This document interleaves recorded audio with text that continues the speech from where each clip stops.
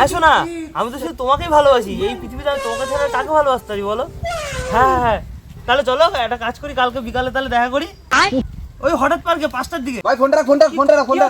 কি হয়েছে? ভাই তোর বৌদির সাথে সেটা ভাঙা ঝামেলা হয়ে গেছে ভাই, তোর বৌদির একটা কল লাগা তো, বলবি না কিন্তু আমি এখানে আছি। আচ্ছা ঠিক আছে ভাই, ফোনটা লাগা। বৌদি অন্য ছেলের সাথে ঠিক আছে, হোয়াটসঅ্যাপে একটা কল লাগা তো। হোয়াটসঅ্যাপে একটা কল করি। হ্যালো বৌদি, কার সাথে আছো? কোন ছেলের সাথে? ও সরি, মানে কি করছো? দাদা, ও আচ্ছা দাদা বলছে চোষাবে। না সরি, দাদার পেটে ব্যথা। আরে না, ও দাদা প্রেগনেন্ট, বমি করে। ও না খেয়েছে, দাদা খাইনি। বৌদি বলেছে তোকে গান মারাতে। গজব বেইজ্জতি। দাদা বলছে কিস করবে। না সরি, দেখা করবে ঘরে। হ্যাঁ, দাদা বলছে বসে করবে। শুয়ে। আরে না আংটি পরাবে। বলছে তোর আংটি তোর গাড়ি গুজে রাখতে। বৌদির আবার বৌদির রিলেশন গাড়ে গুজে নিতে। বালের রিলেশন আমার লাগবে না।